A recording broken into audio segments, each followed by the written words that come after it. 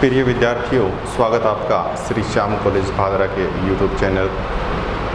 देखिए, हम बात कर रहे हैं BA third year Indian geography की, और इसके अंतर्गत जो हमारा पार्ट चल रहा था वो चल रहा था जलवायु, भारत से संबंधित जलवायु, क्लाइमेट ऑफ इंडिया। जलवायु के अंतर्गत हमने लगभग सभी तथ्यों के बारे में देख लिया था। अल नीनो के बारे में भी देख लिया था हमने, पश्चिमी विक्षोभ के बारे में देख लिया, ग्रीष्म काल के मानसून के बारे में देख लिया, शीतकाल के मानसून के बारे में भी देख लिया। अब सिर्फ एक लास्ट पॉइंट रह गया था, नॉर्वेस्टर या जिसको बोलते हैं काल वैशाखी। ये क्या चीज़ है? देखिए, नॉर्वेस्टर या काल वैशाखी, वैसे हम विश्व स्तर पे बात करते हैं, एक प्रकार की वायु मानी जाती है, और यही वायु क्या करती है? वर्षा करती है। तो हमने इसको मानसून के अंतर्गत रख लिया है। देखिए क्या होता है,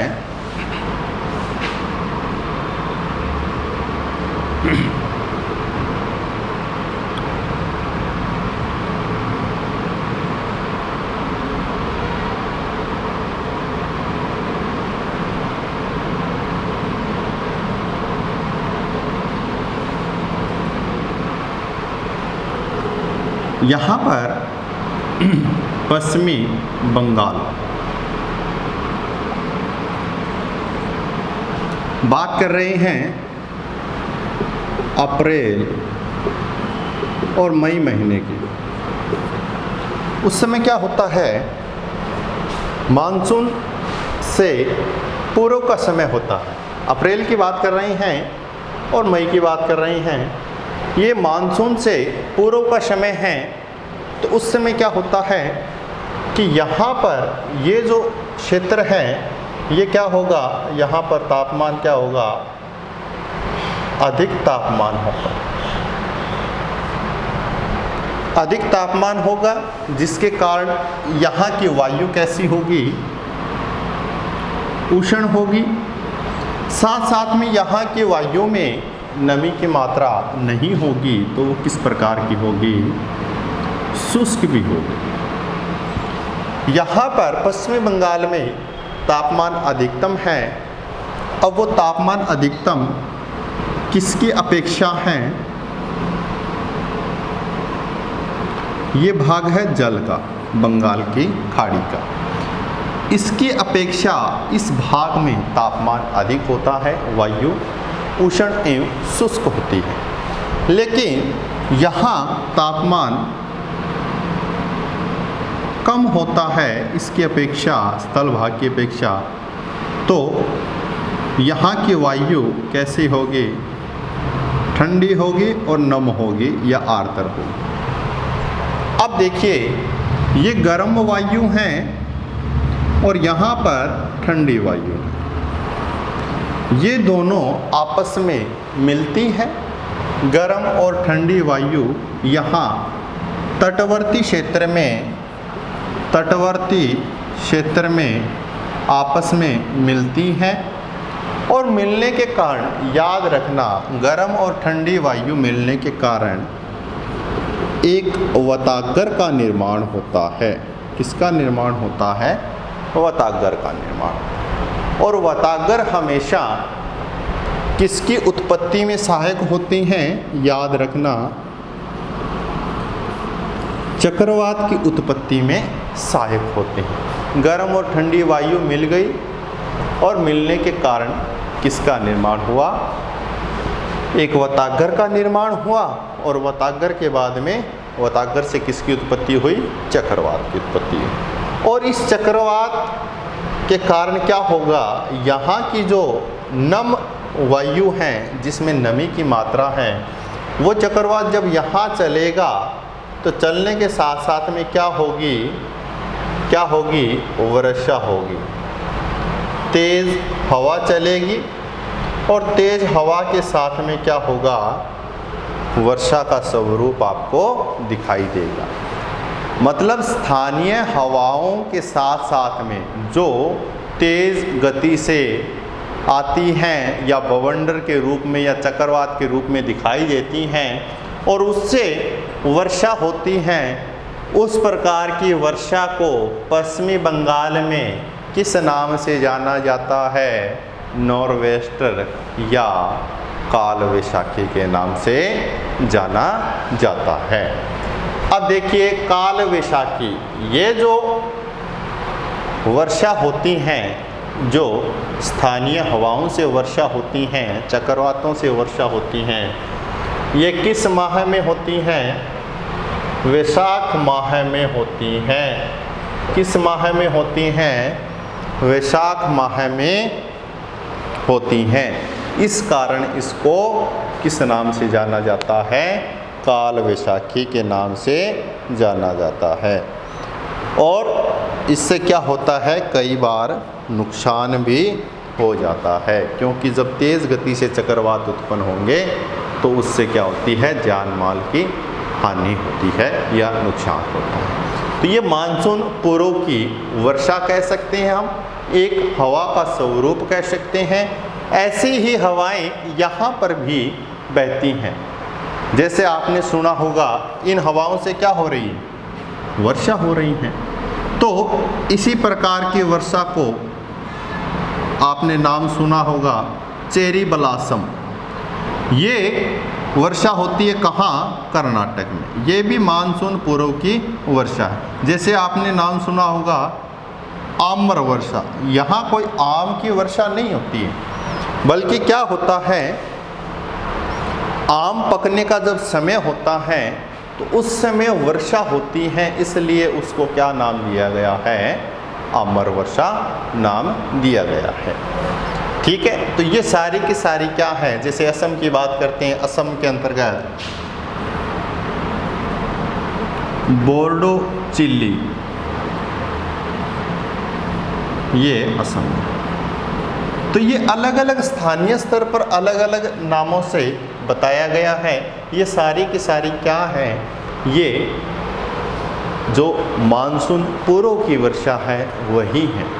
ठीक है, तो नॉर्वेस्टर और काल वैशाखी भी हमने देख लिया है। मानसून की संकल्पना लगभग हमारी सारी की सारी कंप्लीट हो गई है। अब जो नेक्स्ट इसी के अंतर्गत टॉपिक है वो है जलवायु वर्गीकरण। उस जलवायु वर्गीकरण को देखेंगे हम।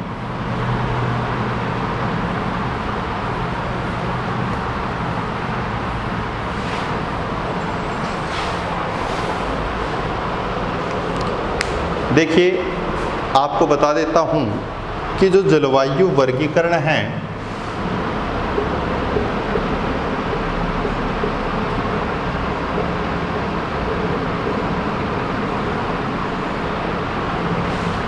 ये जलवायु वर्गीकरण किस आधार पर क्यों दिया गया है, इसके पीछे रीज़न क्या है। तो देखिए, जो हमने कटिबंधों के बारे में देखा था, उष्ण कटिबंध, शीतोष्ण कटिबंध और शीत कटिबंध, तापमान के आधार पे देख लिया। फिर हमने वर्षा का वितरण देख लिया है, वर्षा का वितरण भी देख लिया है। हमने तापमान भी देख लिया है, वर्षा भी देख ली है, और आगे हम बात करेंगे, एक टॉपिक है वनस्पति, उसको भी देखेंगे। तो देखिए, तापमान और वर्षा दोनों कारकों का प्रभाव किस पर पड़ता है, वनस्पति पर पड़ता है। और इन तीनों कारकों का अध्ययन करने के बाद में हमें उस क्षेत्र की क्या प्राप्त हो जाती हैं, क्या प्राप्त हो जाती हैं, जलवायु प्राप्त हो जाती है। और ये जलवायु जो वर्गीकरण दिया गया है, ये वर्गीकरण किस प्रकार से सहायक होता है, क्यों हम जलवायु वर्गीकरण का अध्ययन करते हैं। देखिए, हम सामान्य जानकारी के लिए ये सोच सकते हैं कि जो जलवायु वर्गीकरण आपको मिलता है उससे आप क्या करोगे, क्या फ़ायदे हैं? तो फ़ायदे आप देखोगे, अगर कोई किसान कृषि कर रहा है या फसलों का उत्पादन कर रहा है तो वो वहाँ के तापमान और वर्षा दोनों चीज़ों को देखेगा। और तापमान और वर्षा दोनों का प्रभाव किस पे पड़ रहा है? वो वनस्पति पे पड़ रहा है। तो वो फसलों पर जो प्रभाव पड़ रहा है उसका भी वो क्या करेगा? विश्लेषण करेगा। तो फसलों के उत्पादन के लिए हमें ये पता होने चाहिए इस एरिया में कितनी सेंटीमीटर वर्षा होती है और कितना तापमान होता है। तो ये जलवायु जो वर्गीकरण है ये बहुत ही लाभदायक होता है। चलिए हम बात करते हैं भारत के संदर्भ में जलवायु वर्गीकरण, किस किस प्रकार की जलवायु पाई जाती है। देखिए अलग अलग पर्टिकुलर क्षेत्र में अलग अलग प्रकार की जलवायु पाई जाती है, लेकिन हम एक शब्द में इसको प्रतीत करेंगे तो भारत की जलवायु कैसी है? भारत की जलवायु है उष्ण कटिबंधीय मानसूनी जलवायु। उष्ण कटिबंधीय मानसूनी जलवायु भारत की। अब देखिए ये जलवायु वर्गीकरण सबसे पहले हमें दिया गया है, एक महोदय हैं कोपेन का जलवायु वर्गीकरण।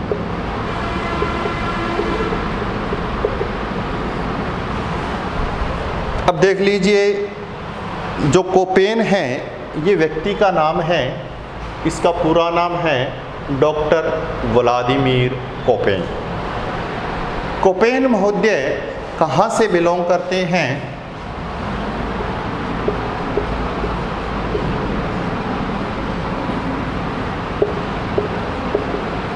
जर्मनी से बिलोंग करते हैं और ये जलवायु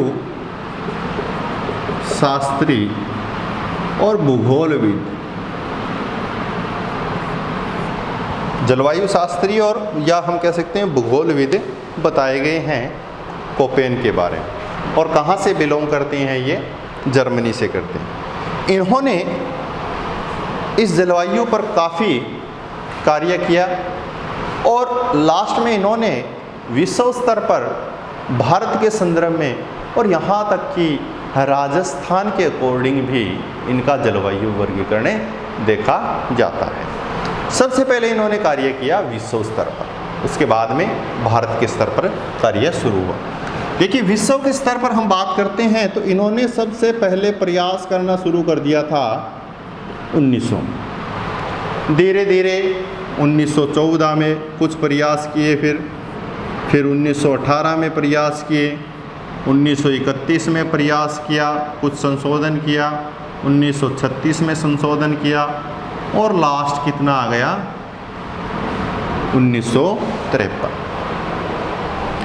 1953 के अंतर्गत क्या हुआ? एक व्यक्ति था, उसका नाम है गीगर पॉल। क्या नाम था? Geiger Paul.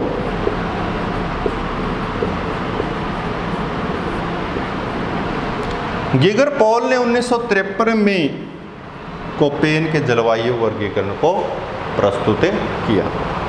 और कोपेन का जो जलवायु वर्गीकरण था वो एक व्यक्ति था कैंडोल। इस व्यक्ति के जलवायु वर्गीकरण के आधार पर कोपेन ने अपना जलवायु वर्गीकरण प्रस्तुत किया।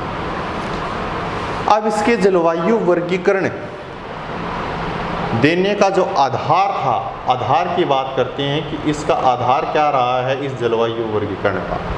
तो देखिए इन्होंने क्या किया, एक कारक लिया इन्होंने तापमान, दूसरा कारक लिया इन्होंने वर्षा, दोनों कारक लिए, दोनों पर अध्ययन किया इन्होंने, वार्षिक मान निकाला दोनों का वार्षिक मान निकाल लिया। उसके बाद में इन दोनों कारकों का प्रभाव किस पर पड़ता है? वनस्पति पे पड़ता है। ये इन्होंने ये इनडायरेक्ट रूप से बताया, लेकिन इनका आधार सिर्फ दो ही कारकों पर था, तापमान और वर्षा। तापमान और वर्षा के आधार पर, उनके वार्षिक मान के आधार पर, उनके मासिक मान का आधार भी इन्होंने देखा था, उनके आधार पर क्या है अपना जलवायु वर्गीकरण प्रस्तुत किया।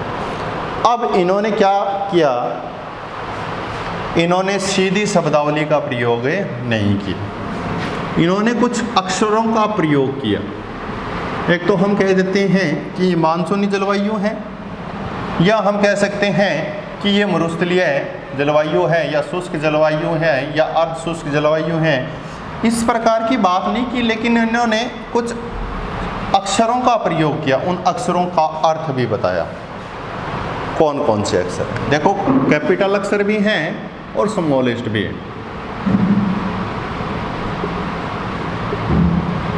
ये कैपिटल लेटर्स हैं, इसमें इन्होंने बताया ए, बी, सी, डी और ई। ए का अर्थ इन्होंने क्या बताया, उष्णकटिबंधीय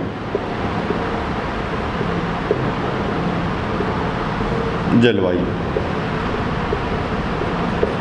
बी का अर्थ इन्होंने बताया शुष्क जलवायु। सी का अर्थ बताया इन्होंने समशीतोष्ण या उपोष्ण जलवायु। डी का अर्थ बताया इन्होंने शीत जलवायु। और ई का अर्थ बताया इन्होंने ध्रुवीय जलवायु। अब इन्होंने डायरेक्ट अक्षरों का प्रयोग किया है, इन शब्दों का प्रयोग नहीं किया है। इनके अर्थ बताए, लेकिन इन्होंने सिर्फ इन अक्षरों का प्रयोग किया है। ए, उष्णकटिबंधीय जलवायु। उष्णकटिबंधीय जलवायु की कुछ विशेषताओं को भी प्रदर्शित किया इन्होंने कि ए कहाँ पर लिखेंगे हम, जिस स्थान पर सभी माह का औसत तापमान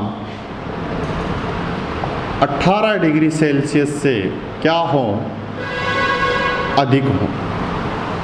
सभी माह का औसत तापमान 18 डिग्री सेल्सियस से अधिक होगा तो वो किस में आएगा, ए प्रकार की जलवायु। बी के बारे में इन्होंने लिखा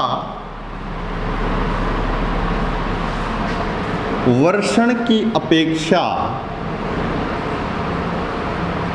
वाष्पीकरण अधिक। वर्षण की अपेक्षा क्या होगा, वाष्पीकरण अधिक हो गया। मतलब 10 सेंटीमीटर वर्षा हुई है तो वाष्पीकरण कितने सेंटीमीटर होगा। एक सामान्य जानकारी के लिए 15 सेंटीमीटर तक जल वाष्पीकृत होकर चला गया। मतलब वर्षा हो रही है, उससे ज़्यादा क्या हो रहा है, वाष्पीकरण हो रहा है, तो वो शुष्क जलवायु में मिलेगा वो क्षेत्र। उसके बाद में समशीतोष्ण के अंतर्गत इन्होंने लिखा 8 डिग्री से 18 डिग्री सेल्सियस सबसे गर्म व ठंडे माह का औसत तापमान। 8 से 18 डिग्री सेल्सियस के बीच में जो जहाँ क्षेत्र में लेगा वो किस में आएगा, समशीतोष्ण। फिर इन्होंने क्या बताया, शीत -3 डिग्री सेल्सियस से 10 डिग्री सेल्सियस के मध्य तापमान होगा। सबसे कम महीने का तापमान या सबसे ठंडे महीने का तापमान -3 डिग्री सेल्सियस, और अधिकतम जो समय है, जो माह है, उनका तापमान 10 डिग्री सेल्सियस के आसपास से होता है। और इसमें क्या है, सबसे गर्म महीने का तापमान 10 डिग्री सेल्सियस, और ये क्षेत्र किस में आता है, हिमाच्छादित क्षेत्र में आता है। ये सारी की सारी विशेषताएं इन्होंने इन अक्षरों के बारे में बताई। देखो इतना आवश्यक नहीं है, लेकिन मैंने आपको समझा दिया। जब मैं बात करूँगा AW ऐसे, या जब मैं बात करूँगा AS, या मैं बात करूँगा BW HW, या मैं बात करूँगा DFC, ये शब्दों की बात करूँगा ना, तब आपके समझ में नहीं आएगा। इसलिए मैंने ये पहले से ही आपको बता दिया, A का मतलब क्या है, B का मतलब क्या है, C का क्या है, D का क्या है, E का। इसके आगे आपने कैपिटल अक्षर भी देखे होंगे, सॉरी स्मॉल लेटर्स भी देखे होंगे। स्मॉल लेटर्स हम बात करेंगे नेक्स्ट वीडियो में कि ऐसे कौन कौन से छोटे अक्षर हैं जिनका क्या अर्थ है, उसकी बात करेंगे हम नेक्स्ट वीडियो। आज हमने बात की कैपिटल लेटर्स की, और नेक्स्ट वीडियो में हम बात करेंगे स्मॉल लेटर्स की, और फिर हम देखेंगे कि भारत में कितने प्रकार की जलवायु कोपेन के आधार पर बताई गई है। तो आज के लिए इतना ही। आशा करता हूँ कि आपको वीडियो अच्छे समझ में आया होगा। Thank you very much. जय हिंद, जय भारत।